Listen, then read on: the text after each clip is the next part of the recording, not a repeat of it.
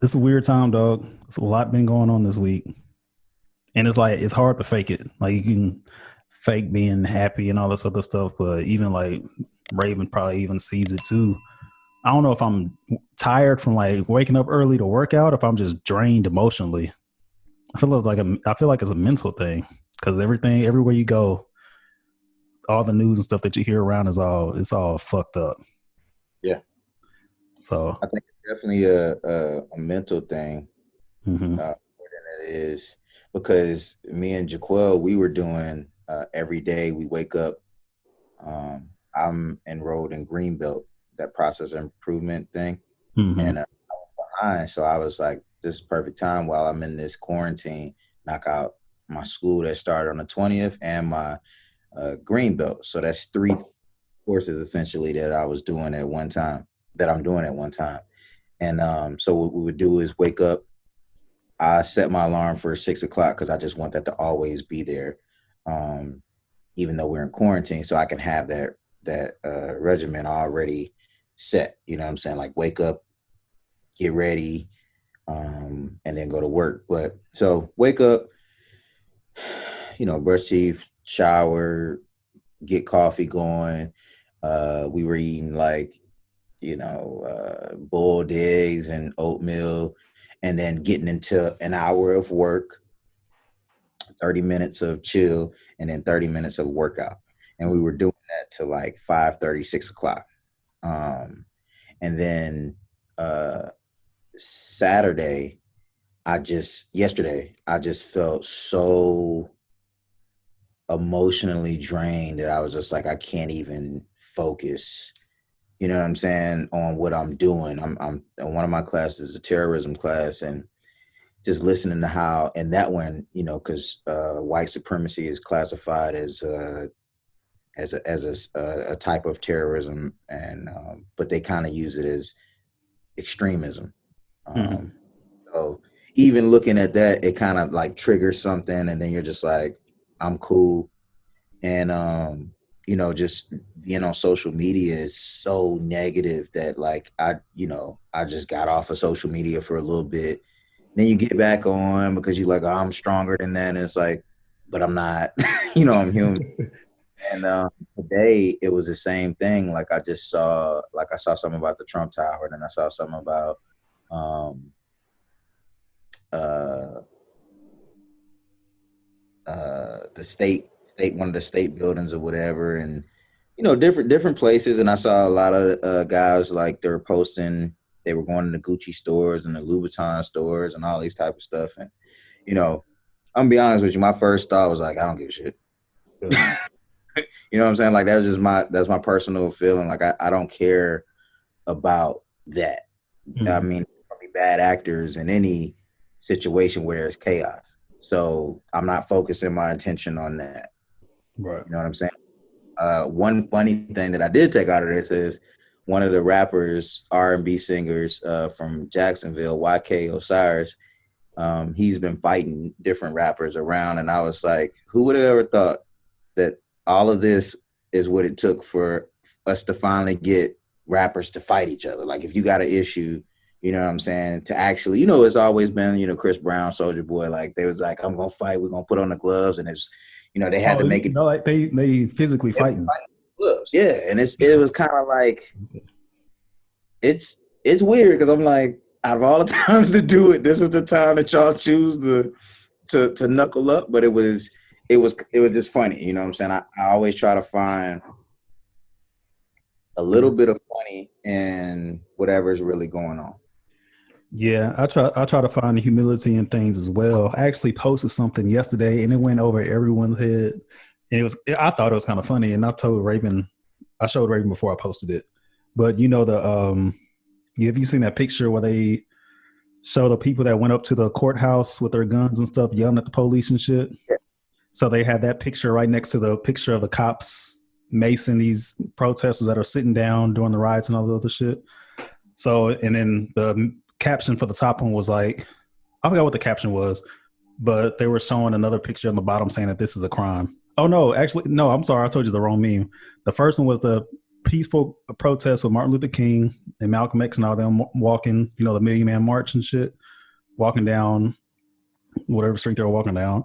Then the second one was the riots, people throwing bricks and shit into the buildings and all that stuff, right? So I posted a picture of potato salad. Mhm. Like regular black people potato, not black people, but It's online right now. huh? It's online right now. It's on my Facebook and it's on my Johnny Quest account. Okay. Go ahead. Continue. Sorry. Yeah, you about to go look it up? Yeah. Yeah, I might put on this on the top of this video. Huh? You're doing a horrible job of explaining it. Oh, I do a horrible job at explaining everything. I'm the worst at telling stories anyways. So the first picture that I put on top of it was a potato salad. The bottom picture is potato salad with raisins. And I said the Yeah. top of it is this is potato salad. And then at the bottom I said this is a crime. Yeah. I thought that shit was so funny. I'm That like, that was funny. Saying that it was a crime. I meant for it to be funny, but there was a message in it as well that people they totally missed that. And it was funny because people like literally looking at potato salad. I'm like, either y'all didn't see the other meme that was circulating, or y'all are just ignorant as hell and don't really know what the hell's going on. Let me take a guess at it. I think what you were trying to say is like everybody's perception is, like your perception is different than my perception. Like you can look at uh, what they did in Minnesota is, the white protesters were doing the right thing, and then you look at the black protesters and they're doing the wrong thing. But it's all in perception. Is that what you were trying to? Kind of, that's a good way to put it. But my whole thing was this is like this is what we do when we're fed up. Not necessarily we, but this is what people do when they're fed up. Some people, this is what they do. Just like, and y'all would never understand that, right? Because you aren't oppressed. I'm speaking for self. I don't know why in the hell would you put raisins in potato salad. Facts. So just like y'all look at that as a crime, when I see a riot, obviously we know that it's a crime. You telling us like we don't know that, Yeah. But I thought that was a funny way to put humility on top of Okay. current events. Kind of trying to make light of it, but it's pretty much an elementary way of explaining. Like the way that y'all see it is the way that I see it as well. Like just flipping the tables. Facts. And then no, go ahead. No, go. I think that's the biggest part. I don't like hypocrites, and I try to live my life to not be a hypocrite. But sometimes it happens. So when you're talking about how somebody views it, that's how I've always said. I'll give an example. I used to say as a young guy, I used to say like, why do you gotta dress up for an interview? Like, why you gotta wear a suit? And everybody was like, well, because it's the business world. It's like what you gotta do. You're gonna go in there wearing. And I was like, yeah, but like, isn't that like a certain person telling you, like trying to simulate you with what they feel is business attire? You know what I'm saying? Like I'm tracking on, if I'm coming in with shorts and a ripped up t-shirt, probably not going to be a good representation of the company. But do I have to be in a 3-piece suit or, expensive suit because that's what you do? And I liken that to this situation. Like when I guess we gotta be frank, because if we talk around it, it's not gonna really make sense. Like, let's say Caucasian people, when you're saying you should do this, well, that's your opinion. And you're not the metric that everybody needs to meet in life. Whereas in like, if you feel like this is either bad, wrong, or, too loud, or, I'll give you another example. Obviously growing up down south, guys with cars with big rims on it, right? Oh, that's so stupid. Why would you do that? Why would you put those big rims on those cars. It's so stupid, bro.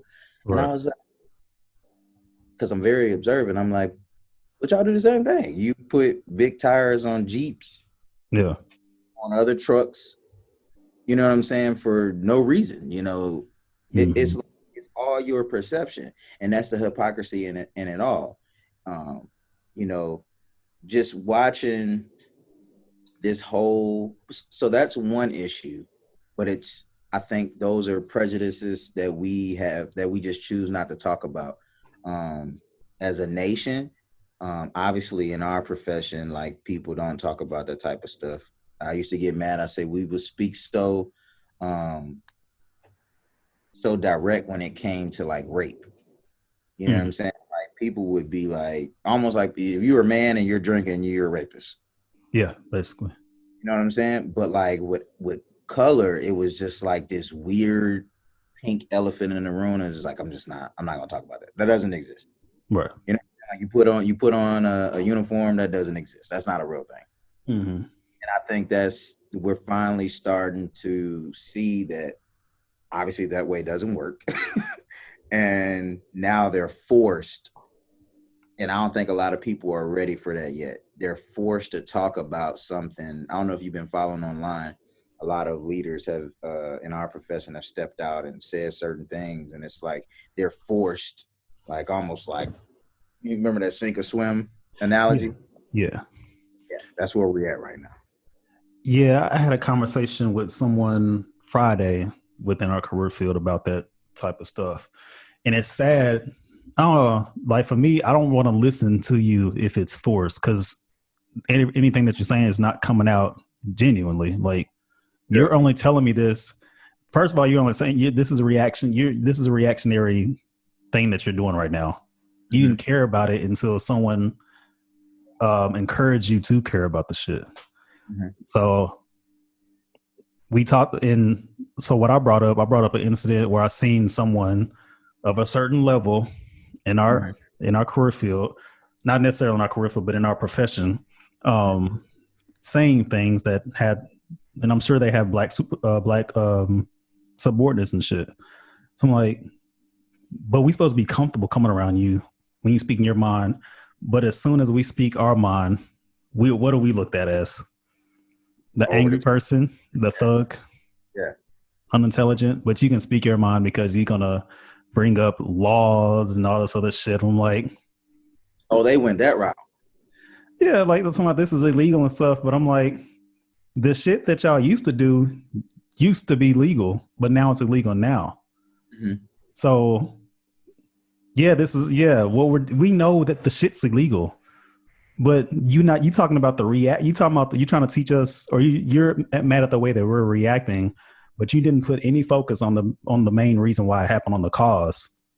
You just focus on the effect, but not the cause, which is a problem. We know we know the other shit's fucked up. We know that. We don't have you don't have to teach us that. And then if you have a problem with the way that we're protesting or having riots and stuff, and I'm saying we as a whole, not necessarily me and you, obviously, because people are gonna come at me like, but you haven't been oppressed or anything like that, Chris. First of all, People said not to me, but people think that like you see it in people's comments and stuff too. It's like, well, what actually happened to you? It's not about me. I don't want it to happen to me. That's why I'm talking about it. You know. uh, Um, I just lost a train of thought. But damn, Chris, I forgot what I was saying. Oh yeah, so you get like you're if you're so upset with the way that we protest or the riots and shit that we're doing, next time a black man gets killed by a police officer or anybody like wrongfully doing, and it's gonna happen again, unfortunately. How about you show us? How about you show us how to protest? You get out there in front of the lines and show us mhm. the right way to do it. Because we tried the right way and we tried it this way. And y'all don't say nothing until we tried the other way that y'all don't like. So show us the right way to do the shit. Or is that not part of your agenda? Facts. I don't think that's part of the agenda at all. And I think most of the time when people, you know, when you speak on something that you're not even willing to fix or deal with, your opinion is not even really needed. Like nobody cares that you want to bring up the law. You know what I'm saying? Like unless you're a lawyer, like, and you're giving me your, you know, your legal expertise because you passed the bar. I don't give a shit because Yeah. you for 5 minutes on, you know, breaking the law. Like a lot of laws are broken daily. I think even when we talk about laws, who wrote the laws? You know Mm. what I'm saying? I think we Yes. brought that up when we said, so I got uncles and people that's in jail for small petty crimes, let's say marijuana, and now you're making marijuana legal, and because you're able to tax it, Mm-hmm. and who's profiting off of it? Nobody that's in jail that looks like me. Mm-hmm. You know what I'm saying? The people that's profiting off of it are the same people that vilified the plant to begin with.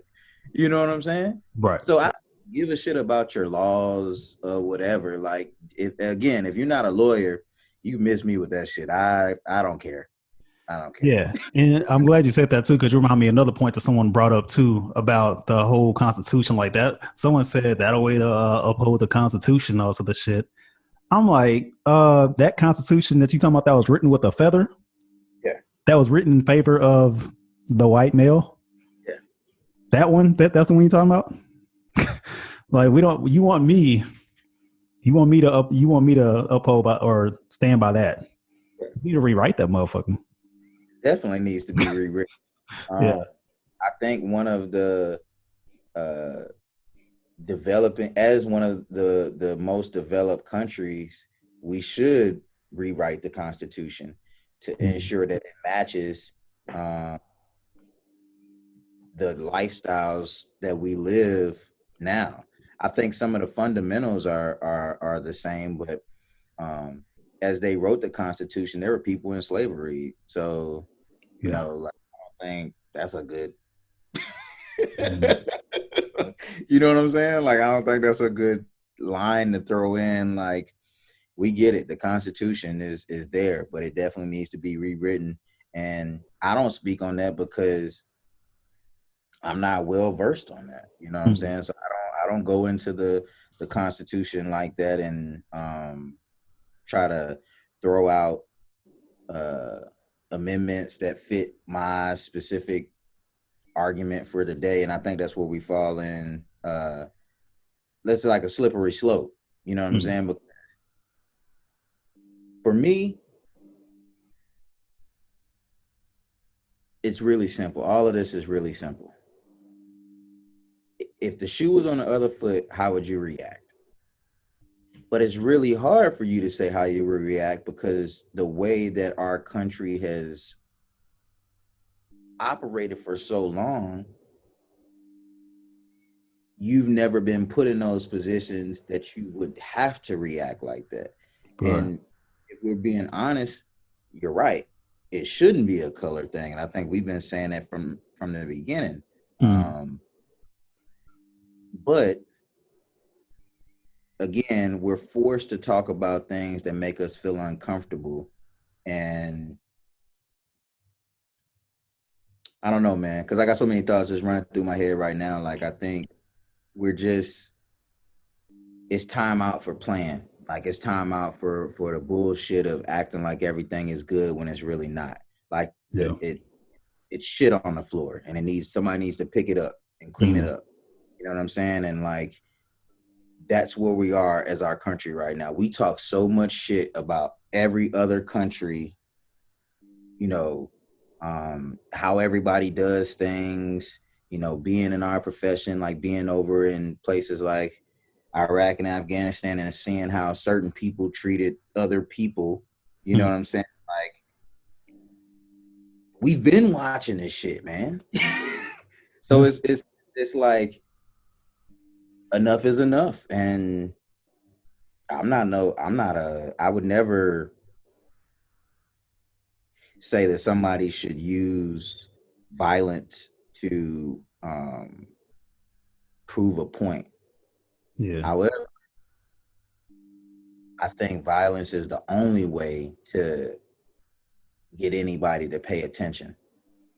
Yeah. You know, And when the man, and I'm not even like a Colin Kaepernick fanboy, Mhm. right?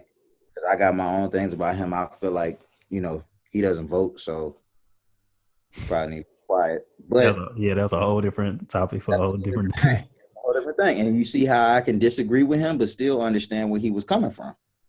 Yeah, and I know I'm gonna let you keep going, but that's the problem with the world today. It's okay to disagree with somebody and not like the same things that they do, as long as you understand why they saying a certain thing or coming from a certain place. But my bad, do it. Good. So, when he was kneeling, your precious football was being, you know, put in the spotlight, and you felt like that wasn't the right way to do it. Because again, you got all the ways of how everybody should operate on the planet. If you don't think it's right, then we shouldn't do it that way. Mm-hmm. And what happened to him? He lost his job. Cool. That's a private company. You know what I'm saying? NFL, that's how they did their thing, and that's that. And really nothing else to talk about. I like how I used to always laugh when everything would, we have other protests, because that's what made me initially delete my Facebook that I had at 15. When I saw a lot of my friends after the Freddie Gray thing, how they were talking so nasty and calling them, you know, thugs and uh, just because to me, from the South, thug is another word for nigger to me. I don't really think it's too much of a difference. That's the what's it? That's the covert way of calling you a nigga Yeah. nowadays. So that's how I always was brought up. So I don't do the boy, thug, Yeah. uh, none of that. That's not we don't do that. Mm-hmm.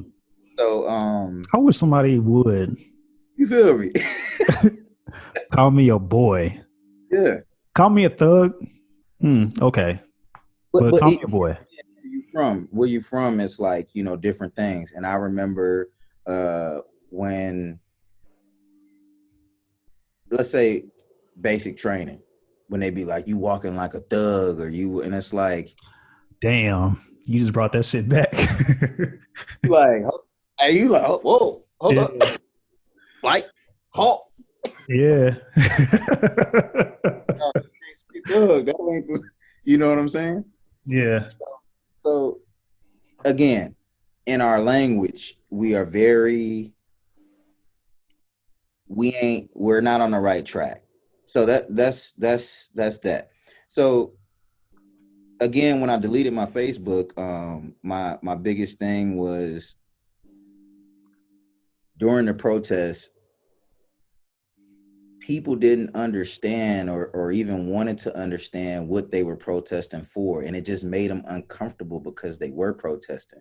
Again, because you felt uncomfortable, then it's up to you how people should react, you know what I'm saying, or how they should respond. And you would have people that would post stuff like oh well, um Martin Luther King, they love I'm a paraphrase it, but something like, hate can't drive out hate, only love can do that. And it's like, you Mm. do know that Martin Luther King was assassinated by But the that's the thing. government, Yeah. actually admitted to it, years after that they some government factions assassinated the guy. Mhm. um and They won't put that shit out in the media yeah, though. so it's almost like, I don't know, man. It's just a weird time with a bunch of people that are not misinformed, but uninformed in general, that they just feel like their peace is being disturbed. Mhm. And now you're getting to see that word. That's what I think what people mean when they say privilege. I think everybody has a certain level of privilege, right? Us where we work at, we got a certain level of privilege. Mhm. Senators have a certain level of privilege. Police officers have a certain level of privilege, and then you have cultural um, uh, differences, or different cultures that have certain levels of privilege. And when things don't really fall in line with what you like. Let's say this. I give you an example. If they was like, we got a Democrat president, and he was like, I'm doing a 10% decrease in pay for the DOD, you're gonna be mad, Yeah. right? Right. Because Right. your That's peace, my your that's my your livelihood. you know what I'm saying, your livelihood is being challenged. And I think people tend to forget that just because it doesn't work for you doesn't mean it's not going to work for the greater good of everybody else. Hmm. I think everybody else right now is saying, you know what? Yes, this is uncomfortable to talk about. Yes, I wish they would have done it a different way, but it has to be done because otherwise it's just going to be another hashtag that gets buried under the, hundreds of other hashtags that nobody paid attention to. You know what I'm Right. saying? I don't even, me personally, I never been like a Black Lives Matter. I honestly think that's fucking stupid because, duh. You know what I'm saying? But Yeah. it's crazy that you even have to say that for somebody to understand it. You know what I'm saying? It's crazy that you even have to say, and what do you get back? That's when you get the all lives matter, blue lives matter, Mhm. and it's kind of like, I don't know, man. We going back and forth with each other and we don't want to deal with things head on because people are scared, man. And I always I'm careful about what I say because I don't want nobody to take anything in these type of, first of all, your venue to say, being able to say this is a blessing, but like I don't want nobody to take what I say and try to use it against me. But what I will say Yeah. It's like is, sound bites and shit. yeah, what I will say is that people that know what's really going on, we've always known what's really going on. So this is not a surprise. I think it's just one of those things where it's spilled out, and you're gonna have freedom fighters, people that are doing the right thing. You're gonna have people that are bad actors that are gonna take advantage of this, and that's just the way life works, man. Yeah. Yeah. And to be straight with everybody that's listening too, I obviously I don't agree. I don't condone going out there and tearing down businesses and shit. I don't think that's the right way to do it, but I understand. But that's the thing. You have to understand why they're doing it. You can't show nobody how to react, like I said earlier. And I don't know. I didn't mean to talk about this today, but obviously you can't avoid it, and it needs to be talked about. Because I want to talk about something on a lighter note, but before we go on to that, it's just if you, I don't know. It's weird, and it is a good transition to what I want to talk about. I talked to Julius about it a little bit, but on my Facebook and stuff, it's funny because when you know that Maya Angelou quote, what she says, when people show you who they are, believe them. Yeah. I see that all over my Facebook now. Not necessarily that quote, but people are showing me who they are. I'm like, damn, I sat down, I ate with you before. I'm like, fuck, like that could have been my relative, and you out there, you don't care about my relative. You care about the reaction more about you care more about the reaction than the current situation. But that's when so transition to that. I want to talk about your circle, Mm-hmm. circle of like how like do you believe in keeping your circle small? Like, would you rather have four friends that would ride or die for you? Would you rather have a group of 20 people that fuck with you? Um, but you like, I guess within those 20 people, you can guarantee at least 10 of them gonna ride with you or whatever. Hmm. I mean, that's easy for me to say. Growing up, I had a problem with acceptance. So I used to have a lot of people around me, and I thought a lot of people would make me feel more accepted. Um, so that's how I operated. As I got older, I realized that the less people that you have around you, you know, what Jay say, less is more. Yeah, yep. When you got real people around you, if you got two real people around you, if I said, let's say I say I don't, but let's say I got two people around me. That's real. I know my wife is one. Mm-hmm. You know what I'm saying? And when I was young, I didn't think like that. I just that wasn't my mindset. But now, as I'm getting older, I definitely don't want a whole bunch of people around me because everybody's not gonna have your best interest when you spread too thin. You know what Mm-hmm. I'm saying? There's a lot of people out there that are selfish, that are nasty, that don't have morals. So I think having a strong group of, a few friends, and when I say friends, it's almost like family because, Friends you you can know, call family. yeah, because to me, I used to always tell people to be like, "Are we friends?" I'm like, "How are we friends, bro? I, my friend, I got you on my Instagram. You're my friend. Yeah. You're not my friend, associate, and there's nothing wrong with that. You know what I'm saying? I associate with you from time to time. You know, um, people, that happens all the time. Like, I used to be stationed with him back in '05, and brother, that was 15 years ago. Yeah. Yeah. And we don't talk. So I think if you don't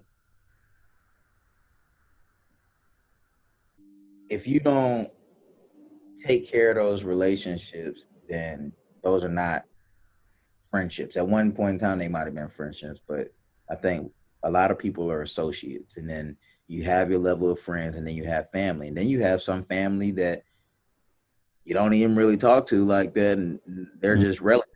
You know what I'm saying? So I think in this life, have some people around you that you can call on when things get rough, and not necessarily just to offer material support, but can also give you peace of mind. I got some people that I could call that I don't need nothing from, that just give me peace of mind. Like, Mhm. hey, I was thinking about this, and it's like, oh, you tripping? All right, cool. Because I know how I can be, so I appreciate a small circle of friends. That was my roundabout way of letting you know that. Yeah, that's how I am too. Kind of.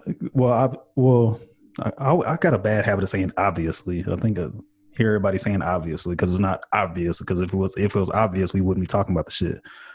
Um, but I'm like that too when it comes to friends. Just like, I mean, shit, you can call me anytime you want to call me. You have called me at just random times when I wasn't expecting it. And it's funny today when I sent you a text message letting me know I was sending you a text message letting you know that I was gonna call you.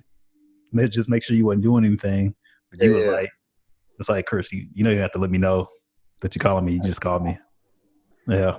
I don't know. I guess because I like me, I'm the type of person you can call anytime you want, any time of the day. I'm the type of person. And I know you may be that kind of person too, but I still have like I still respect people's space. I try to if it's not important, I can wait. If you're Mhm. busy, I can wait a little bit. But yeah, I prefer to have 2, 3 close friends versus 20. And just like you said, sure, I have a lot of associates, and people think that like, yeah, you start your own podcast, you trying to get famous and all this other shit. Like, no, I just think I have a message. I have people like you that have great messages to put out into the atmosphere, and at that same time, I'm gonna meet other people as well, and people are gonna give me like this is my therapy right here is having conversation because we're in a society today to where you can't just pull up on somebody and just sit there and have that conversation. I don't go to the barbershop no more, so I'm not getting these conversations either, you know? So this is my therapy right here, sitting there having these close, deep, and limitless conversations. This is my platform. This is me and Raven's platform, you know? But shit, you, Julius, my boy Cecil, off the top, I know I can hit them up anytime and any day, you know. But I have family members that I wouldn't even think about hitting them up. You know, Right. it's one of those things like we only connected because of our blood. Mhm. That's about it. You know. You have to create those relationships. Yeah. Yeah. But like me and you, I don't think blood could make us any closer. And then it's crazy. It's crazy because we ain't known each other no more than 2 years.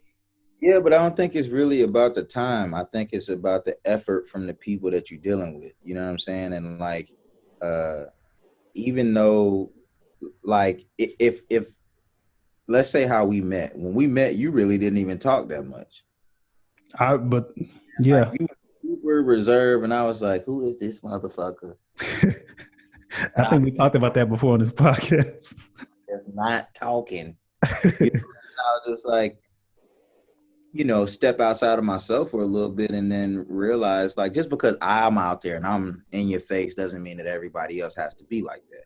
You know what I'm saying? Yeah, Doesn't make you any less of a person that people want to be around just because you're not loud and all over the place. You are Chris in your own right, and I'm Chris in my own right. You know what I'm saying? Like, but as we talk to each other more, I think respect is a big thing. You've never disrespected me. I've never disrespected you. Even when we came to your house, I was like, that's a big step. You know what I'm saying? Like we really appreciated that because we could have easily just went somewhere and spent, hundreds of dollars and it just would have been that. yeah, But you let us come in there and we enjoyed ourselves. So I don't think time is a good metric for friendship. I think the um, the amount of care that you display to somebody is how you really can, judge or rate a friendship. You hmm know, yeah, yeah, man. Like I was saying, it's one of those hard things to make nowadays. Especially, I don't know where we're going forward with this since the whole world's changing with the whole social distancing and all the other shit. Like, we're probably never gonna go back to what we used to call normal. You know, it's weird because like having like what is our kids gonna go through? Because me or you have kids yet? It's scared to like, even about having kids right now, man. so yeah, yeah. I'm glad, kind of glad we didn't decide that a couple of years ago to go ahead and have kids, but it's gonna happen. Yeah, it will, and I think I don't know, man. We every generation learns from the other. Like I think by the time we do have kids, obviously the world will be different, but they'll adapt just like we adapted. Mhm. You know what Yeah. I'm saying? We adapted to the world that we were brought up in, and they'll adapt. I think this, like, let's say, like my nephew's generation. When was he born? 2000s, like early 2000s. They're more social than we, with social media. They're more on social media. Okay. Yeah. You don't have to. You don't really have to micromanage them. Like you can just tell them something and just be done. If you put hmm too much emotion on it, like they had to do with us, then it kind of rubs them the wrong way. They're like you're being weird. Yeah. Yeah. You know what I'm saying? I've learned that. So I think by the time we have kids, things will be different, and it's up to us to not allow how we grew up to affect them. That makes sense. Yeah. Yeah. It makes sense. It makes sense. It's funny that I was thinking what you said earlier about not micromanaging people. I hate being micromanaged, dog. Like I hate it. Mhm. And I say that because I'm not perfect. Obviously, I know that I'm going to make mistakes, Mhm. but give me a chance to make the mistake, please. Give me a chance to make the mistake first, you know. But don't tell me to do something and then get upset with the way that I did it, or don't even give me the opportunity to do it the way that I want to do it first, you know. Because are we going to get the same result at the end, or you just want me to do it your way? And like you're not even letting me get a chance to get to the same result Yeah. because I'm not even, again, let me mess up and you like, yeah, if it's a procedural thing, like, yeah, you can't do that. All right, cool. Maybe I didn't know and I'll do it again. Now, if I continue to do the same thing, then by all means, I got enough sense to understand when I'm wrong and you correct me. But Don't just sit there on my back. Be like, yeah, I wouldn't have done it like that. And be like, but you're not me, so that's what Yeah, you that was know. that was a little side tangent. Yeah, Yeah. but what you got going on? I know it's not much you can have going on right now, but like, what are your plans within this next year? Hmm. What's one thing that So you're trying to achieve? I finally downloaded, or not downloaded, I accessed this business plan Mhm. website that costs a lot of money. That I have to use because it costs a lot of money. And Squarespace. no. It's an Oh, actual business plan template, and it oh, does okay. research for you and things like that.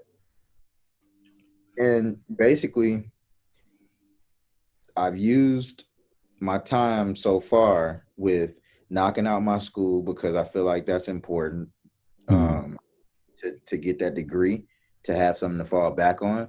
And then as far as my photography goes, like understanding how do I want the breakdown to be, you know, Tyler Vision Incorporated with different media inside of it. So commercial real estate using the drone, having to get a 107 license with the FAA for that, uh, portraiture, of course, landscape, video shorts, videos just in general,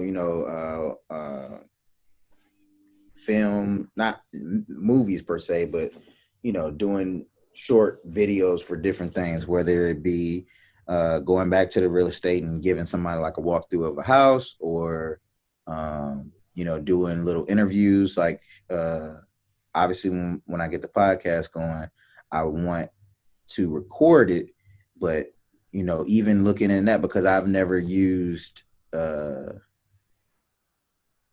used light or incorporated artificial light in my photography. So now I have to learn that aspect. So then I sit there for hours, and sometimes I get overwhelming, and I'm like, I don't know if I want to go that route. You know what I'm saying? Because it's like that's something new that I gotta learn. So You would love that. huh? You would love you would love light photography using your own studio lights and shit.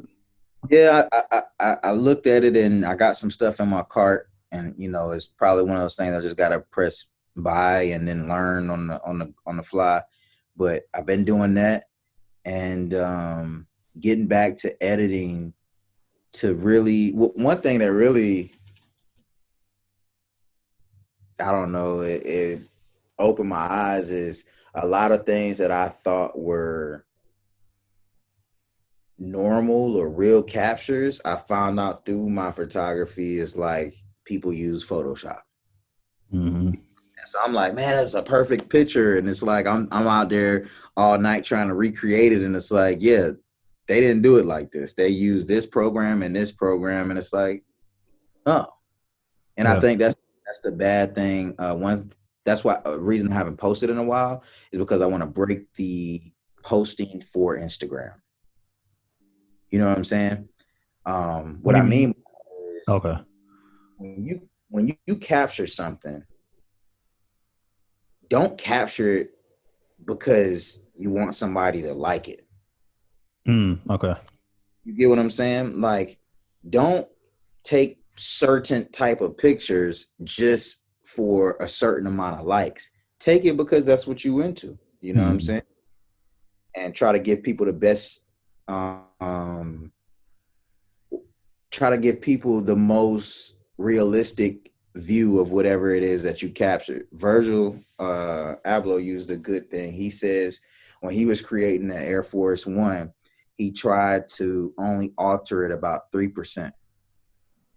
Okay. So for the whole shoe, he only tried to alter it 3% to give his own perception of the shoe. Right. I think that he's one of the greatest designers of our time. So I was like, I want to incorporate that. I watched one of his videos. He did a talk to Harvard. I think it was Harvard Engineering School or something like that for like an hour, and he used a bunch of personal stories that painted how he creates. And I think it's important if you're going to be a creator, because everybody's not a creator. Some people really just like attention. So when they taking pictures, they posting them on Instagram because they know this is going to hit. Like Yes. people like this type of thing. And I never want to be like that. Mm-hmm. You know, I can liken that to when I used to make music, when I was rapping. Like people would be like, man, you should make these type of songs, like, because this is what's hot. And it's like, well, I want to make those type of songs because that's not me. Right. And like, that's not longevity, if that makes sense. Like nobody's trying to be the next Leonardo da Vinci. Like what I'm trying to be is Chris, the Chris that I can be. So, you know, when you see pictures, you like, oh, I know Chris took that picture. That looks like a TylerVision photography type of picture. You know what I'm saying? That's the lane that he's in. So really just trying to understand my brand and understand my audience, because what I didn't want would happen. But what I didn't want is a lot of people that just knew me to follow my stuff, because then you get stuck into a, like, they expect, you know, this. And it's like, well, I'm making art. If you like it, you like it. I had to block one dude. One dude was on my thing, and he would always come in, you know, give his little 2 cents, but he never was like publicly lifting me up. He liked to get in my DMs and be like, yeah, I would do this, or I would, you know, this is, and I'm like, shut up. Yeah. It was a couple of times that I was just like, all right, like you know, whatever you do is what you do, but what I do is how I choose to give my art. But even on Instagram, it's a weird space because it's a popularity contest. Mm-hmm. I think you could take a bomb picture and like use certain hashtags, have a reach of like 2,000 people, but only get like 50 likes. Right. Why? Because people, for whatever reason, I'm no psychologist. I don't know why people do that. Well, you know, you see something that you like, but you're like, I'm not gonna like it because whatever. Mm-hmm. You know what I'm saying? Like we talked about with when you guys post things as public therapy podcasts, like if it's a video, nobody really likes it, right? Yeah, they don't. Or whenever this is on Facebook, even I guess even on Instagram too. If we post a picture about anything about our podcast, it doesn't really get that much activity. But we can post a picture that you might have taken of us, or that we took randomly out or whatever, get like 50, 60 likes or whatever. But it's something about the podcast. And I don't know if, and that's weird because you don't know if it's the algorithm that allows people not to see the shit. So the algorithm, I did a little study on that just to figure it out. And basically, if enough people like it, I think it's a certain percentage. If enough people like it, no matter what time you post it, then it'll shoot your content to the top of somebody's feed. Mm-hmm. So like you post a picture on your Instagram and Julius, Jay, Jaquil, Ray all have our own Instagrams. If me, Quill, and Julius like it, it's probably going to pop up to the top of Ray's feed. Mm-hmm. Get what I'm saying? Right. But right. if only I liked it, then these other people might not ever see it. Mm-hmm. You get what I'm saying? And if Yeah. you got a lot of followers, then you're not going to see it at all because it's just get buried. I think the thing that we got to understand and realize about Instagram or any social media platform is their job is to try to keep you on the site as long as possible. So if it's things that get your attention, that's what they're going to promote. If it's just something, you know, like they don't care about you as the little guy. If you post something and it gets 5 likes, even though it could have been the bombest content you ever posted, they don't care because nobody liked it. Yeah. So I mean, I stopped putting on the podcast when I still put hashtags, but like on my fitness page and stuff. Actually, I get a good reach with the fitness stuff. I don't even put hashtags in that shit no more. I don't even know if hashtags really work. Like, they do because you guys have a business page, and I see that with the hashtags, like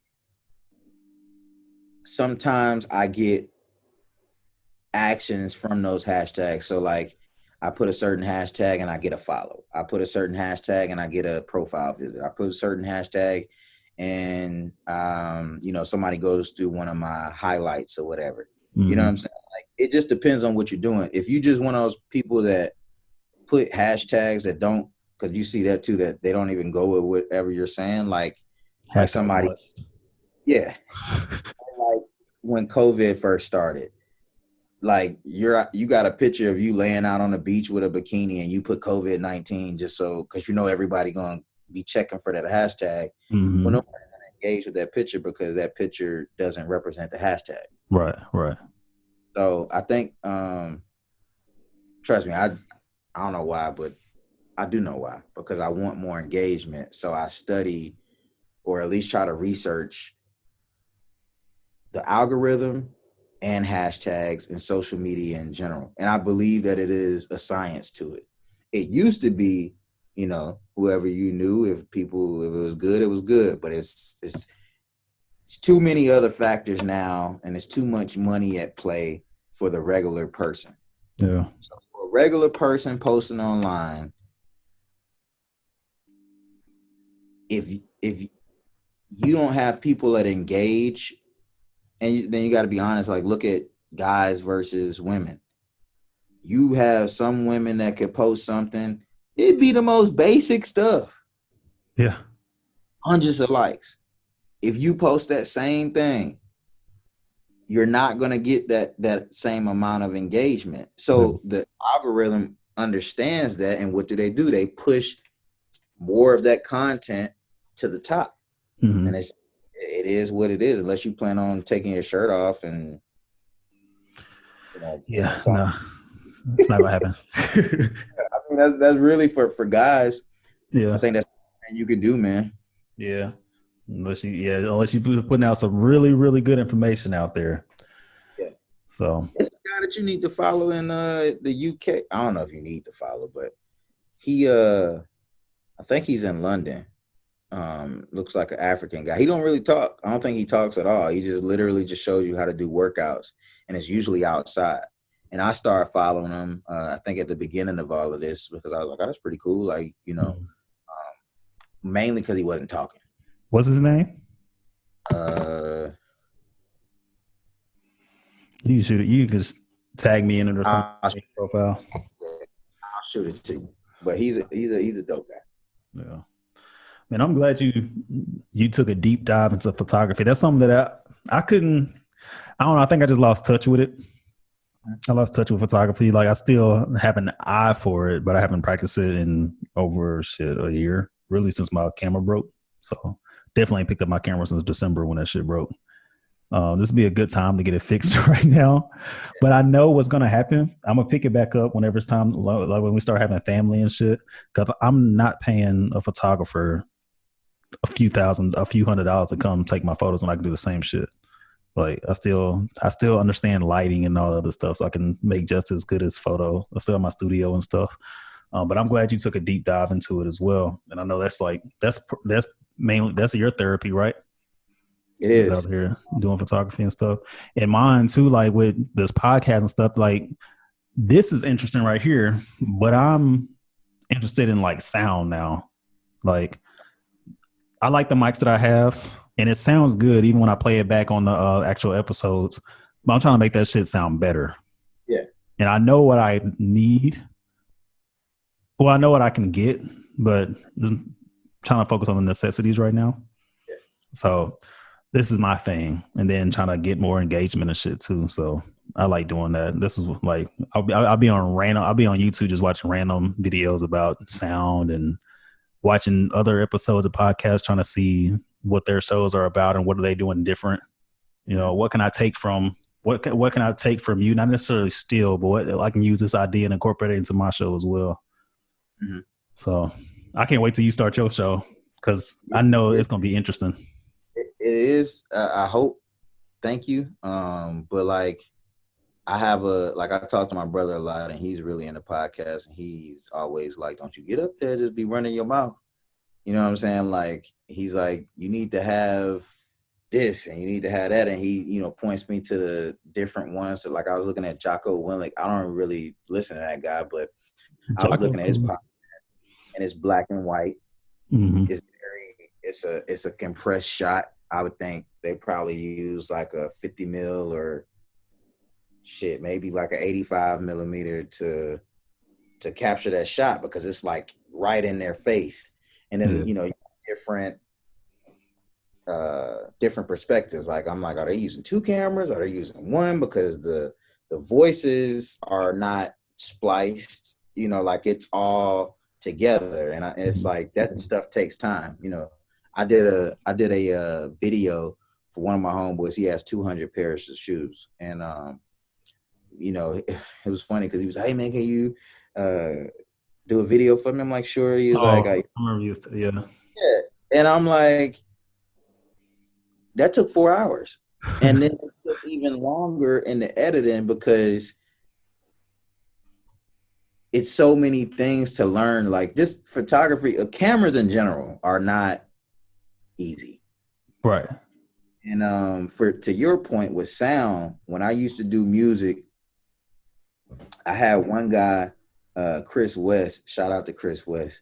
He actually he mixed and engineered on the Baby's new album. Mm-hmm. He did a song for me back in the day. I used to go over to Full Sail down in Orlando. A lot of those guys are, it's a recording school or whatever, or arts. And he used to go into like the sound. Like he made this one song where he literally deleted every pause in my breath. And Oh, it took damn. hours. But you as the listener, you don't understand what it took for him to get to that point. Like you don't get it. You know what I'm Yeah. saying? It was like he was so proud. He was like, yeah, bro, I took this out and showed me the whole track. And it was just like crazy. So trust me, when it comes to sound, I think you definitely got a lot that you can learn. Do you use Adobe at all? No, not anymore. Used to. What is it? Right now, like my laptop that I'm recording on right now. No, I'm not recording on my laptop, but I'm using it right now. It's going to shit, but literally there's only like a few things that work on this laptop now, and I'm using. Usually, I use Audacity. It feels regular, but I would just take this recording from Zoom. Audacity is cool, but the only reason. So I'm one of those people like Audacity failed me once, and I never wanted to use it again. But now it's the only thing that works for me now. Yeah. So So like, yeah. So when I get another laptop, maybe I think there's like you can upgrade Audacity or some shit. Maybe I'll do that. But it's did one I of say, those. if I meant this? Yeah, I did say Adobe. I think Adobe for me, Hmm. because if you pay for the suite, then you get all of the different. It's called, I can't think of the name, but anyway, I'll tag you in that too for Adobe. But I would understand if you don't use it because I sometimes do use Photoshop if I'm trying to remove something. Hmm. I use Lightroom. I use Premiere Pro, obviously Adobe Acrobat. So that's 4 things that I use on a regular. So if you don't use all of those things, I would understand not paying $39. My computer's about to die. Oh shit. I need to plug it up. Hold on. Well, yeah, man. But we are both creators, and this is what we do. Yeah. And hopefully, well, shit. Not even hopefully. I like to speak shit into existence whenever we pop off. Whenever things jump off, I'm definitely hire who I know, Yeah. and I will hire you to do some work for me. You know. Oh, I appreciate it, man. Yeah, because I mean, all it takes is literally one person. It takes one person, like thousands of people can like your shit, but it's gonna take that one person with the reach and the say so, whatever, to put your shit on a whole different platform.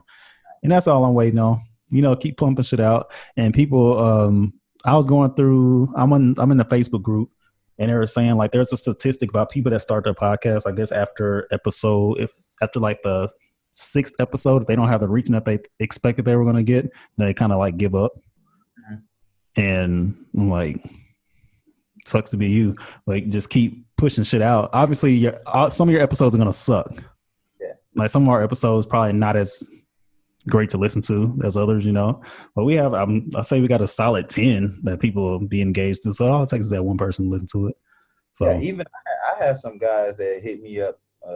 There's one in particular, one guy I used to go to high school with, grew up with. He was like, he listened to y'all shit on the regular.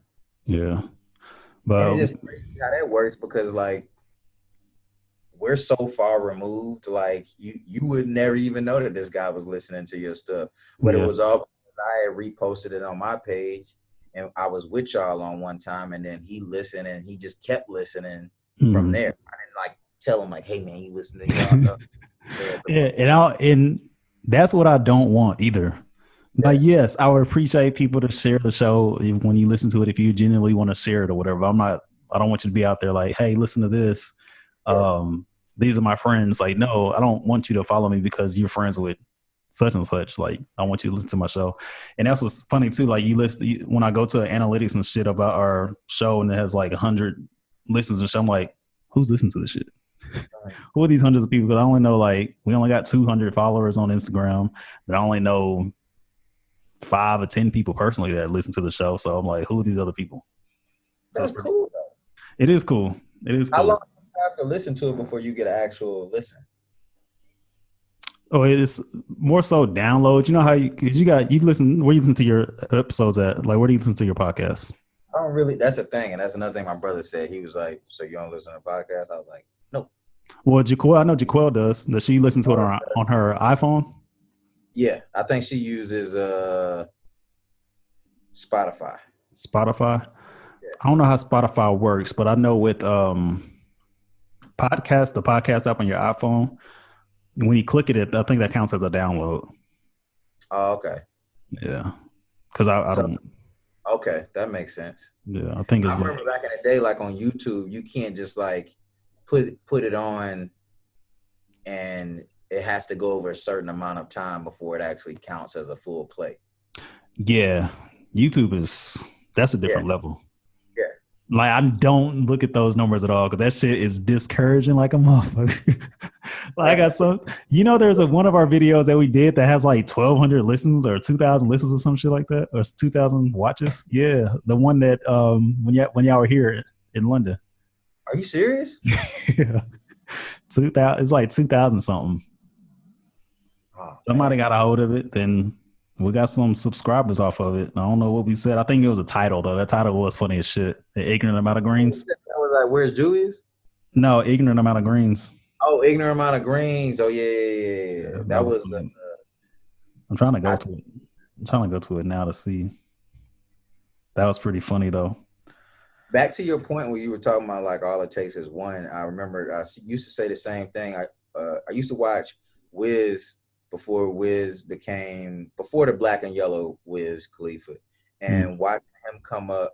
He built his team from the ground up as far as videographer,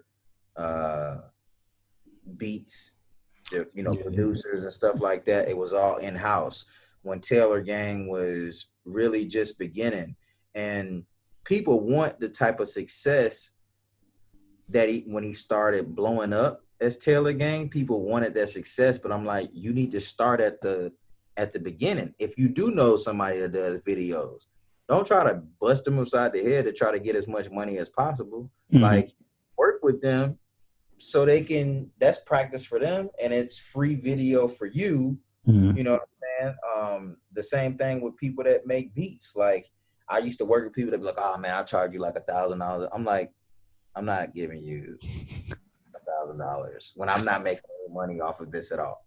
Yeah. And like, instead of them like just working, like if you're a videographer, give it your best for this video because you never know who can see it. If you make beats, give it your best because you never know who can listen to this. You know what I'm saying? If you got somebody that's talented in your circle, build them up because you never know how that can help you out. Yeah. And you know what I'm saying?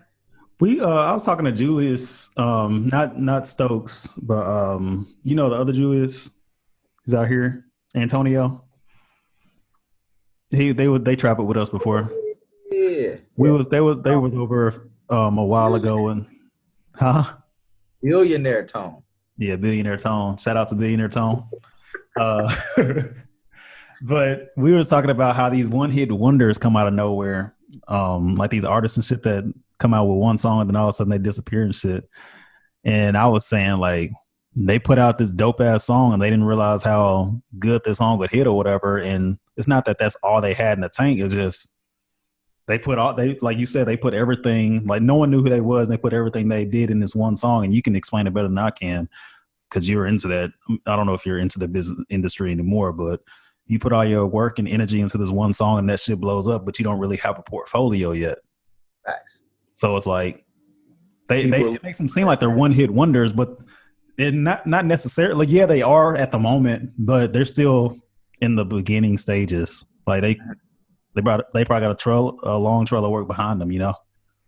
I think because I remember one of my homeboys, he used to tell me, he was like, you need that drink in your cup. Remember when Kurt Cobain's came out with that drink in your cup, and it was like it was so big. But he had other songs because he had worked with Wale and stuff in the past before that song. But when drinking my cup came out, it was like it was just the perfect thing, like the perfect storm. You know, the right production, the right beat, the right mixing, everything worked well. New voice. But right after that, what else did you get from Kurt Cobain? And that's the thing too, because he came out with some other bangers after that, really that I can't really name right now, but he's local. Did it permeate the rest of the states? No. Did it leave off the coast and go overseas? You know what I'm saying? Like it was only, of course you from Texas, so you tune. It's just like, a Kodak Black. From Florida, I can understand what he's saying. I won't use Kodak Black. Probably. Yeah, let's use somebody else, please. Ace Hood. Okay. Ace Hood was a good artist. Huh? I said poor guy, Ace Hood. Yeah, but he's dope. I think he understood maybe that's not his lane to be, a Jay-Z or whatever. You know what I'm saying? Like I listen to Currency. Currency has a cult following, and he plays to his audience. That's like the following you want to. Guys, a certain type of guy likes that type of music, and that's the type of music he produce that he makes. Yeah. Same thing with like Pusha T. He been rapping about selling coke since I was in like the 7th or 8th grade. Yeah. He hasn't changed his subjects. And people don't even realize how long he's been around either. Like he's been around for on the desk at school doing the grinding beat. Yeah. And then you got kids that are even around that era that knew the beat but didn't know who the hell came out with that shit. Like, no clue, huh? The Neptunes, nobody? You don't know nothing. That's what you get these days, man. Like the younger the crowd gets, they don't do their homework because, I look at 6ix9ine. There's people that really like. I look at the comments, and some of them, these days so many bots. But you look at the comments, and some of these kids could care less that this dude snitched. Yeah. Like so, like it's not even a thing. And I think the weird part is when you're in a lane like rap, and what you're saying is supposed to be authentic and gritty and speaking on your truth, to have somebody that snitched, but he's still talking about shooting people and it's like, anybody, a rational older person would be like, this is trash. It's not even, I might have thought it before, but I definitely don't believe that he's doing his stuff now. But to the little kids, they like, it sound good, so who cares? Yeah, and this is the thing. Does it sound good nowadays? It's not about the story. Yeah. They don't really care. They don't care about the story no more. All they care about, does this shit ride, Does it sound good in my car? Does it sound good in my ears? So, this is weird, man. They say what goes around comes around, though. So I'm like, when the fuck is good music coming back? It's out there. Said it about Kurt Cobain just now. Yeah, that's true. Like, did other people? It probably was other people that was like, this don't sound good to me. You know what I'm saying? Mm-hmm. Like, what he had sounded good, and even if it was real, it just didn't sound good after that. It wasn't that same level of drinking my cup. So Mm-hmm. yes, it was. It might have been dope to you, but to everybody else, they're like, "Oh, it's just trash." You know what I'm saying? Yeah. I think, yeah, that's so, and I think the what was trash to other people was the music that followed, not necessarily that song, Mm. was the music that followed. But now you got Yellow Beezy. He go hard. Yeah. I listened to a couple of his songs. Uh, I can't get over that hairstyle, the The Dougie, Dallas. yeah. No, the Well, that's thing not they the Dougie. That's a Shag, the Dallas Shag. that is. Ooh, But it's weird. Like, just, I mean, shit. Like you told me earlier, that's a Texas thing. I'm used to seeing that. Would I ever get that? No. Now I see, like, that's the crazy thing about me being from Texas too. A lot of shit my parents would not let fly anyway. But I'm even at the time when I was a teenager and I used to see that haircut, I'm like, I don't want that. That looks weird. Like, even like me coming from Dallas, that shit look weird having the shag. Or we used to have the South Dallas fade. That shit was always weird to me. You probably don't know what that is. The I think I know what you're talking about. It's like almost like a triangle. Yeah, but it's bald everywhere else. Like, you look like a goddamn avatar, Yeah, like that's the weird. cartoon. Yeah, it's weird. Yeah, that definitely looked like some ghetto shit. Yeah, then you have the duck tail, but I never got into hairstyles like that, and that's probably why the Lord took my hair away from me because I wasn't doing nothing cool with the shit. Go ahead and take this I'm gonna gift. go ahead and take this hair away from you because you ain't doing shit with it anyway. So yeah, it's funny. It's funny hearing where people come from and things and stuff that they do. Yeah. Me being coming from Virginia and then moving down to Florida, I definitely have a different taste because there was a lot of East Coast influences when it came to music. And then going down to Florida, then you have the Southern influences. You know, like Florida is almost like its own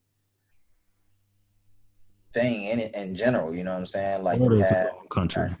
you got bass, booty music. You know, um, you got vibing music, like Mm-hmm. you got street music. It's different, and you know I can. And then when I moved to California, when I came in, I got that side, like the West Coast. Like it's a lot of stuff that a lot of people probably wouldn't even know that I actually like listen to. Like it was Mm-hmm. one song by a guy named D-Lo, and the song was literally D-Lo. We don't give a fuck about no ho, no ho, no ho. And I would listen to that song over and over and over and over. And it was, I couldn't even tell you why I liked it, No. but I did. You know what I'm saying? It was authentic for what what it was. And I think that's what really gets me most of the time is if it's authentic, I listen to it. Hmm. It's authentic. But if it's forced, then I probably like the 6ix9ine. It sounds forced to me. 6ix9ine. I don't listen to him enough to know. I just, yeah. He's He's a definitely character though. He is entertaining. his character. Let's say if he never, if social media wasn't around, I probably wouldn't even have a problem. But because social media is around, it actually, in my opinion, hurts more than it helps some people. Yeah. You know what I'm saying? It does. Yeah. Yeah. I mean, I'm trying to even think like Thank Meek Mill. Thank Meek Mill and Drake. If so, you saying that they're the ones that push the well, social no, media? if social media wasn't around, you probably would have more than likely went with Meek over Drake, just off the simple fact that Meek was the street, and we talking about rap. We Yeah. talking about battle. Meek was the street cat, Yeah. and Drake, a privileged biracial guy from Canada. Mm-hmm. You know what I'm saying? But because you have social media and you looking at Drake doing the big stuff with, you know, you got Will Smith, Kevin Hart, and all these other superstars around him, and Meek at the time was kind of like he didn't have the same backing, most people went with Drake. Yeah. Because of social media. It looked better with Drake than it looks with Meek. You know what I'm saying? Yeah, I still probably am. I wouldn't say big because I'm not really into music like that these days. But Meek Mill, that dude, when he had his YouTube and all that shit, when he used to have his episodes that would come out when he'd be in the middle of the street riding his damn four wheelers and shit with two, Yeah. three people on them things. I used to love watching that because that was around the same time that I was into. I think I had just bought a Ducati at that time, and yeah, I used to gravitate towards that. I couldn't even see you like that, Chris. Oh yeah, I used to. I mean, oh, you not on my face. That's the thing. There's a whole, not a whole different side, but there's half a past, half a past. Yeah, I used to. I've owned two Ducatis. My last bike was a cruiser. When I bought a cruiser, I'll never go back to a sports bike ever again. So I sold my. I had a Vulcan. I had a Vulcan. And I sold that one right before I moved to London. Well, yeah, if I wasn't here, you probably know me as a motorcycle rider. A lot of people don't know me as a motorcycle rider because I don't talk about the shit. I mean, obviously there's pictures of it, but I don't talk about it like that. I guess that makes sense now. I guess I can see you kind of like, because you are like you got a mature mindset. You don't have like a young boy trying to, you know, hit your lick to be a millionaire type of mindset. You kind of got like a methodic, like, we're gonna take this route. We're gonna do this and make sure this is squared away. And you know what I'm saying? Like you're more calculated, so you don't look like somebody that would take like risk. That's Yeah, I not mean, that's not the look that you give off. well, yeah, I mean, I come from a motorcycle family though. That's Like my crazy. dad, yeah, my dad, he's a rider. My both of my brothers are riders, and it was inevitable. I'm a rider too. So yeah, it's weird. I got like I'm It's weird, man. Like I grew up in a church. My dad's a preacher, but my dad also rides the hell out of a motorcycle. And yeah, we all gotta. I mean, it's weird, and we start digging into the weeds and stuff. So yeah, I just don't talk about certain things because I don't that those conversations don't come up organically. I'm not gonna be like we talking about our favorite restaurant. And I'm not gonna pop up out of nowhere and say, "Oh, by the way, I used to own that Ducati. Right? Do you see that Ducati right there, right down the street? I used to own one of those. Like, I think that's That's weird. because a lot of immature people do that. Yeah, that's weird to me. Like, Like, certain things, that's what they use to identify themselves with. So yeah, you know what I'm saying? Like they like people used to be like, "Oh man, you a sneakerhead." I'm like, "No, I'm not. mm-hmm. I buy shoes that I like and I wear them." People get Because so mad at me about that too.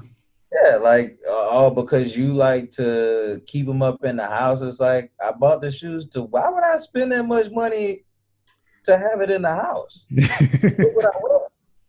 Yeah, that's I don't know. That's so weird to me.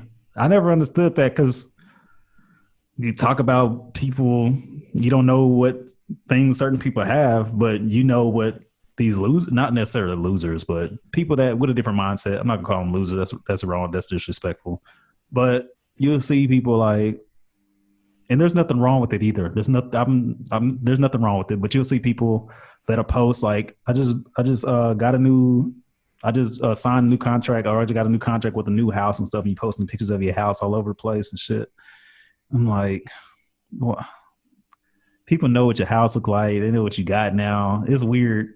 But with the shoe thing, So I used to tell Jaquel, I said, never show him where the cash at, never show him where the stash at. yeah, yeah, So you never see me posting pictures of money, and you'll never see me posting pictures of where I would keep my money. You know yeah. what I'm saying? For all you know, I'm broke. You know what I'm Right, saying? That's right. just how it should be, in my opinion. Because you never know, there could be people out there, bad actors, that could take that information and use it against you. So the less you show, the less they know. Mm-hmm. I'll tell me and Raven. I was gonna say we were talking about the other day, but we talk about it all the time. About I never want to get to the level of wealth to where everyone knows that I'm surrounded by it, or everyone knows what I have. Like I would, like honestly, if let's say $50 million dropped in my lap right now, I ain't letting nobody know I got $50 million. You obviously gonna know I got some money because I'm never going to be home. You'd be like, why is he always out traveling and shit? Like, how is he here? But you're never going to be able to, I don't want you to ever look at me and be like, oh, he has money. Cause Yeah, I don't like to dress like that. Like I have on a ashy ass t-shirt right now. This is how I dress every, I mean, you know how I dress.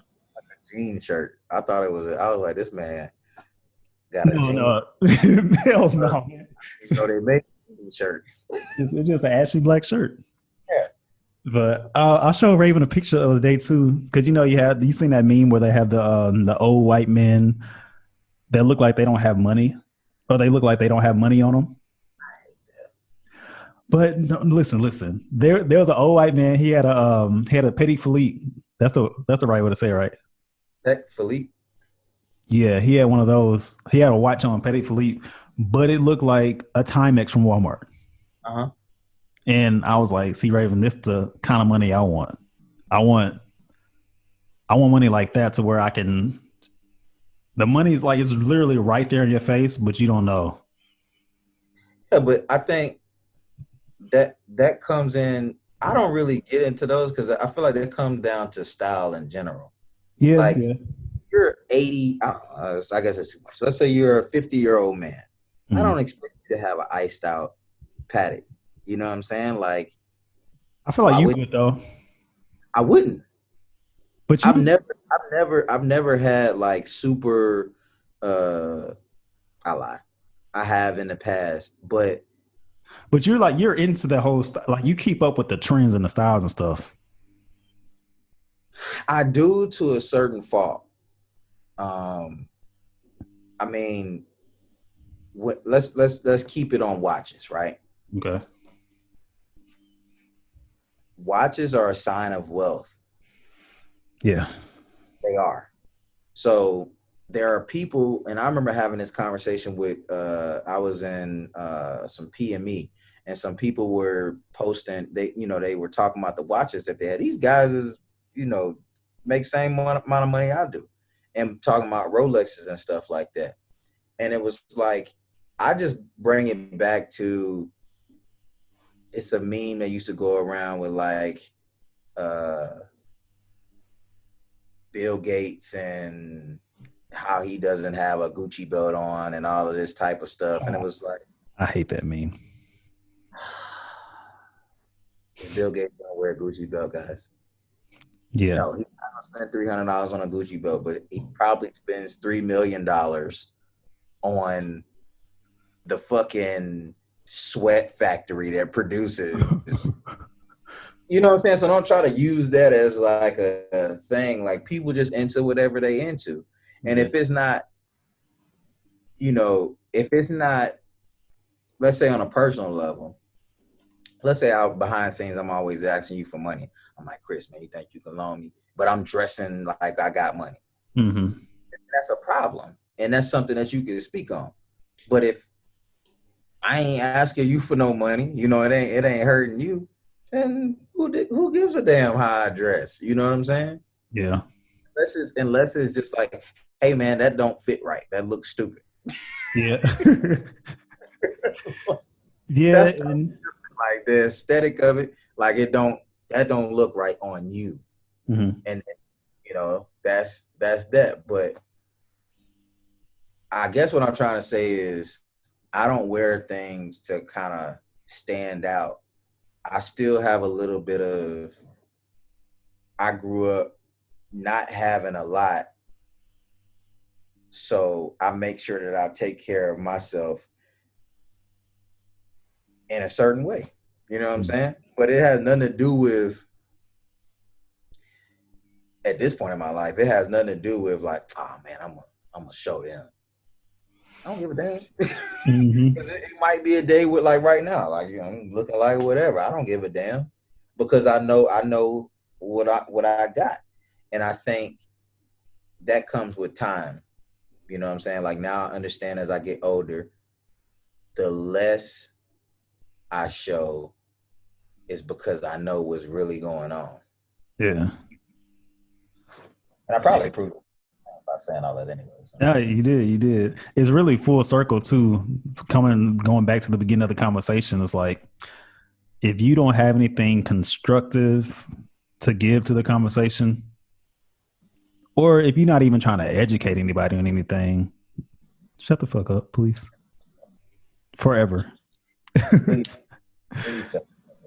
Yeah. So, and that's the thing. So when it comes to money, if you ain't never had it, or if you do have it and you see someone that has never had it all of a sudden get it, let them figure it out unless they're asking you for advice.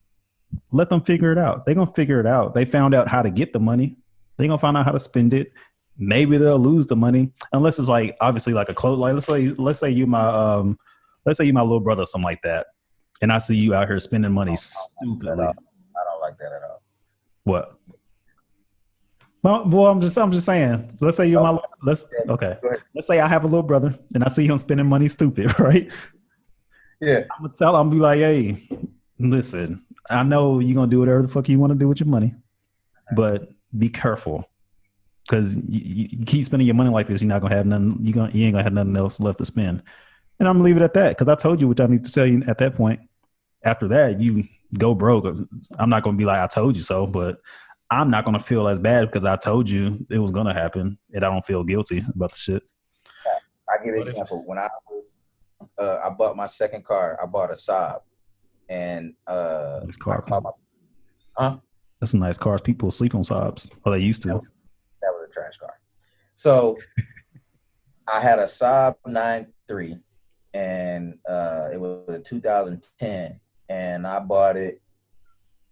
No, it was 2009, and I bought it in 2010, I believe. Well, you bought a Saab while you was living in the States? It was a 2006, and I bought it in 2010. Yes, I bought it from California, from CarMax. Yeah. Okay. That makes okay. It was a car before the Challenger. And when I had it, I remember talking to my brother, and he was telling me based on because he had bought a Daewoo when he first came into the military. He was like, don't get a Saab. They don't make Saabs no more. And you're not going to be able to find parts and all of that stuff. And I was like, oh, you hating this all black. I got the sunroof. I got leather seats. You just don't want to see me ride clean. Like you fit. And it was like, that's how I thought. Yeah. And 5-6 years later, literally the car was breaking down and I needed to get parts. Getting the oil change was like $150. And I had to travel to Orlando to go get the oil change. So I'm traveling 2 hours for an oil change because nobody in the city had the filter that I needed. And that was his way of letting his little brother know, like, hey, that's a dumb investment. And then when it was time for me to sell the car, man, them folks offered me like 2 G's. Yeah. Like they wasn't even trying to negotiate or nothing. I had a 15% APR on that car. God. Okay. Yeah. I used to be, I don't know where I was going, but God saved me and I'm on the right track now. But back then, that's why I do give, tips to the young homies if they listen, because everybody don't listen. I let them know. I'm like, hey, this ain't somebody that's, coming from privilege. Like I've been there, spending $500-600 on a car payment and only, or the 15% of it is going to the interest and not to the principal of the car.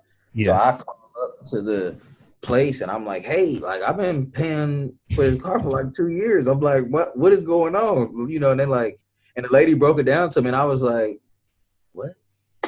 Yeah. Back in the day, you go to the CarMax. I don't know if you ever did this, but at CarMax. So it's never buy a car from CarMax. When it come to buying cars, I had no clue what I was doing.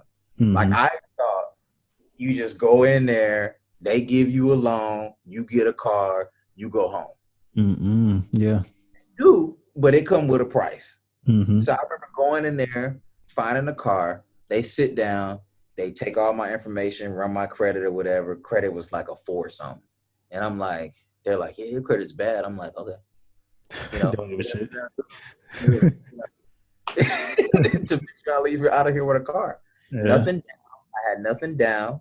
And I would they run you through a program and it would pop up with all these different lenders. And I remember they popped up with this lender. The first lender was like $800 a month. And I literally thought, I was like, I could do that. And then it was like, you were going to pay $800 a month for a car payment. And this car, that was the same day. It was an Infinity. And I remember it was like, I was going to do that. But then I was like, nah, it's a little bit too much. So then I settled for like the $500 one. They were gonna sell you that car. Yes. God damn. That seems illegal. It's not their fault. It's my fault because I didn't understand the process. This man just trying to sell a car. It's not, but they're like humanity, bro. I mean, this is California too, so they don't give a shit. And that's when I learned about the car buying process because I had to go through that. I bought that car. And then when it was time for me to sell that car, because I tried to get into an Audi and the Audi dealership laughed me out of there. They was like, boy, get your life together because you ain't get nothing out of this today. Yeah. And I was blessed enough to jump into the Challenger. So I rolled the negative equity into the Challenger.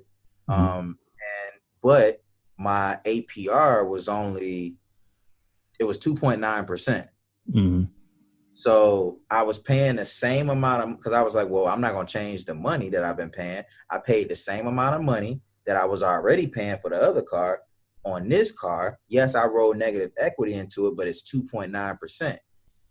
I paid off my car before it was even like the terms was even over with. Yeah.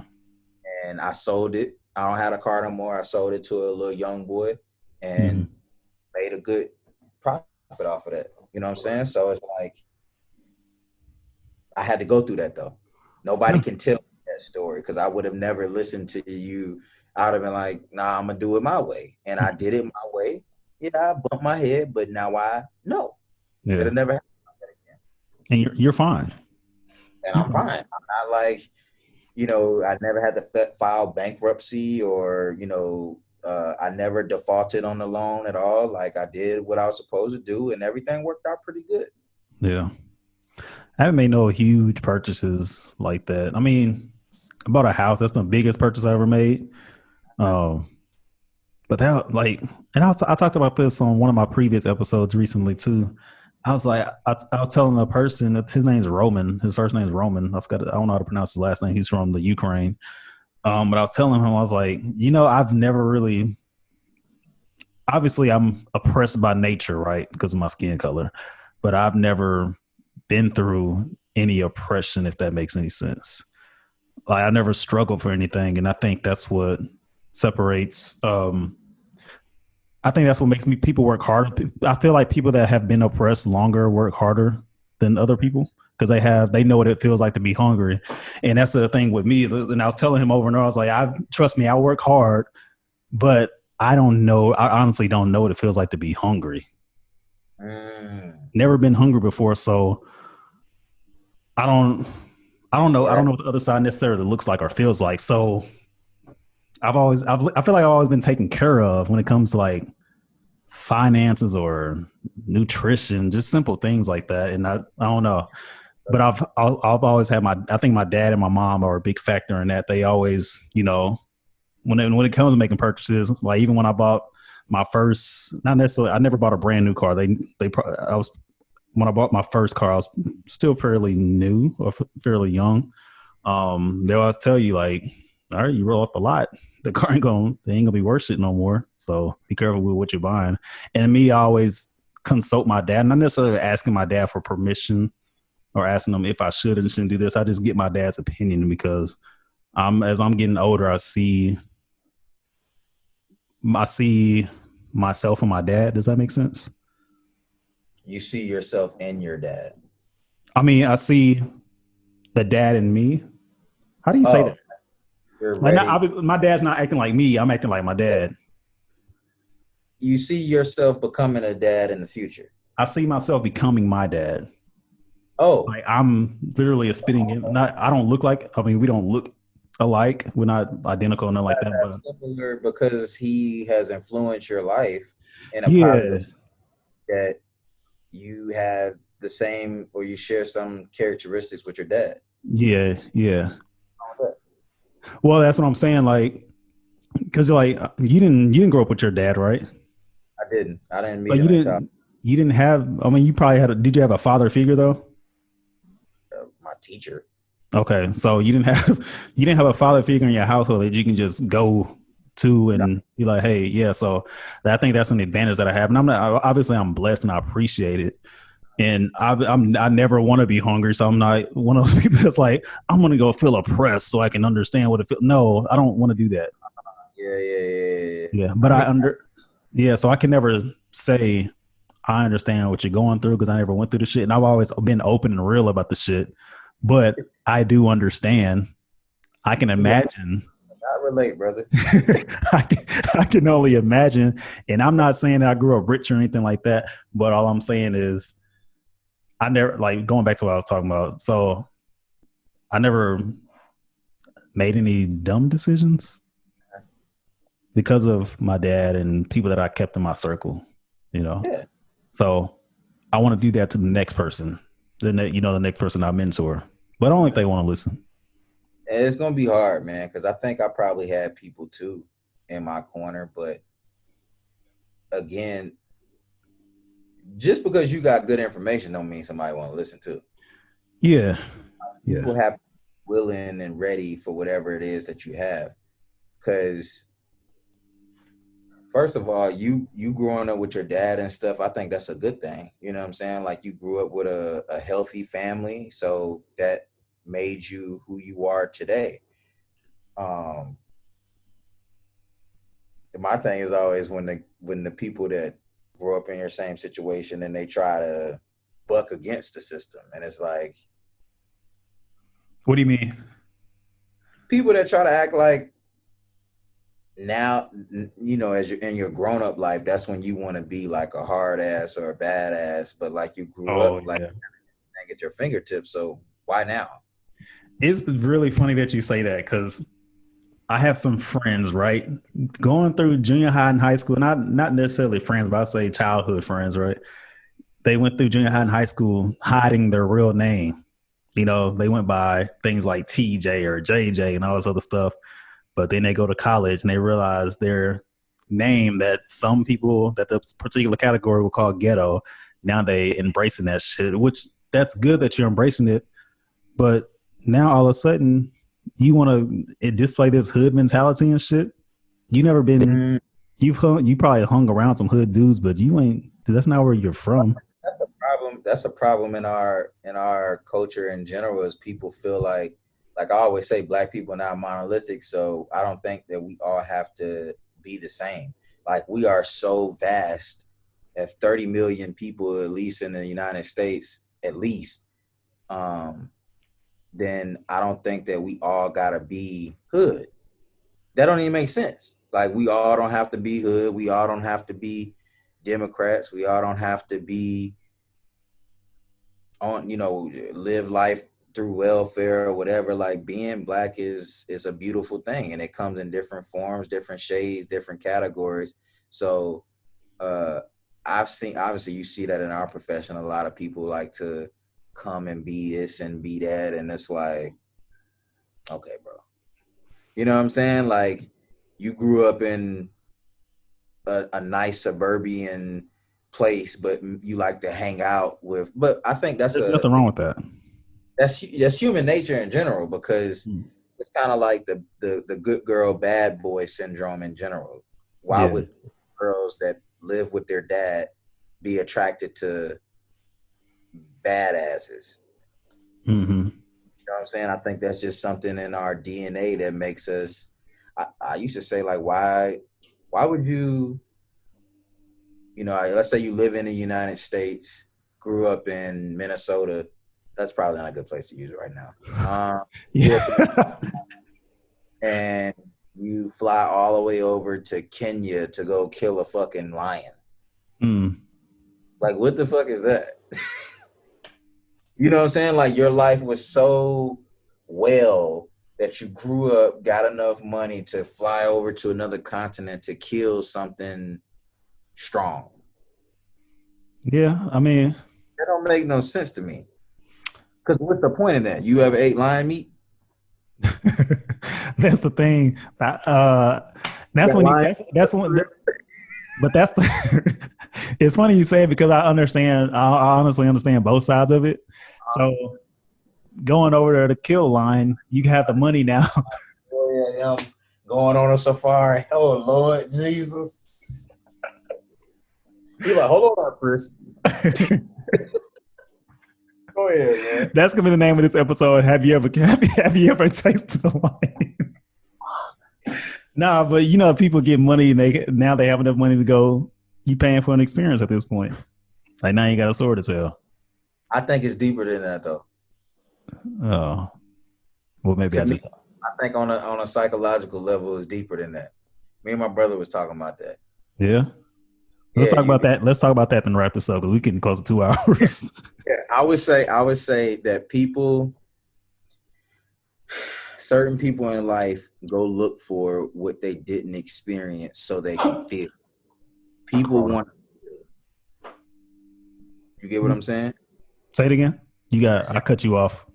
You said Corona, and I tried to go over it like you didn't say it. I said people like to feel, especially men. And if you didn't grow up a certain way, you feel like you're not worthy enough unless you feel. You get what I'm saying? But feel what though? Like primal? Like feeling primal? Just feel every experience in life.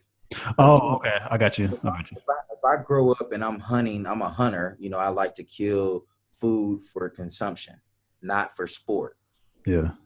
Why would you go, or let's say not even a lion? Why would you go kill a giraffe or elephant? Like, what is that? Yeah, I see what you're saying. You didn't deal with certain things growing up. Now you want to feel what you see everybody else has been going through. Mm-hmm. You know what I'm saying? Like, if you think about the inner cities, like a lot of us grow up traumatized, so we don't look for that trauma in life because we already experienced that. Mm-hmm. But some people that grow up in the suburban, lifestyles, privileged, they go look for trauma, feelings. You know what I'm saying? Yeah. I'll give you an example. Why would you join? Think about most of us. We joined because we was broke. Yeah. It's as simple as that. How you gonna pay for school? I ain't got no money. How you gonna dress up and go places? I need some money. Well, it looks like you can join the military. Yeah. And a lot of us don't join because of the flag, fighting for the country, because you don't even come from nothing like that. Mm-hmm. It's just my opinion. Yeah. You know why I don't talk about it too much, but you know why I joined? I literally joined. I didn't join for nothing, to be honest. I could have went to school. Yeah. Why did you? So I could have went to. So I joined because I was lazy, and I didn't want to stay at home. I wanted to leave. I wanted to leave Dallas, and I was too lazy in school to go and venture out and put in enough time and effort into an ACT and SAT to go get high enough scores to go to, because I really wanted to go to Texas Tech to play football, but that opportunity never came. Okay. So I ended up joining the military, and it was on some, like, I just literally went to the office. Like, I never had no passions for joining the military at all. I did not come from a military family at all. So I ended up going to the recruiting office one day, and then I seen this guy in this beret jumping out of a goddamn helicopter or a plane. I was like, and I was still in shape and I was physical at the time. I was like, oh, I can do that. Seems cool enough. And I went and did it. And now I'm still here not like a dumbass, but I don't have no special story on what, like, I have no why. I didn't have to do that's the thing. I didn't have to do this. This is just the route I chose. You didn't even want to do it. It just kind of like fell in your lap. It fell in my lap, yeah. It fell on my lap and it happened to work out for me. Okay. And I wouldn't say it worked out in my favor, but it just happened to work. Like this works right now. Yeah. I But mean, I don't want to get too deep because we need to wrap it up. But even when you said work in your favor, like, would you say that you've learned more than you would have learned if you would have taken the normal route wherever you were from? yeah, I definitely learn more. Okay. Learn more, experience more. So yes, it worked out in my favor in a little bit, but I say in my favor because, and that's the thing with life too. It's never going to work out exactly the way you want it to, because there's certain routes that I wanted to take that didn't work out for me. And that's why I say not necessarily in my favor. It didn't work out the way I wanted it to. But Got out of being the guy with the beret. I think you won. that's the thing. That's another thing too. You know, they hear that. You know, that you hear that story about, or you hear that saying, "The grass is green on the other side." It's like, yeah, I mean, sure, but if I had stayed on the other side of the fence, I should have just got some fertilizer or something. We had to talk about that offline because I think you, to me, again, yeah, the grass ain't green on the other side, but I think that you have more of a usable skill if you apply yourself, especially in the climate that we're in right now. Yeah, Because anybody can stand out there and with a gun. Anybody, literally anybody. and hold on. Okay, that's this. You're right, and that's a problem. But before we talk about that, we can talk about this offline Sure. because we can. I feel like that's gonna push. That can be a whole nother episode right there. So this has been another episode of the Puppet Therapy Podcast. Appreciate y'all for listening. Don't forget to like, share, comment, all that subscribe stuff, and catch up with y'all in the next episode. All right, y'all take it easy. Peace.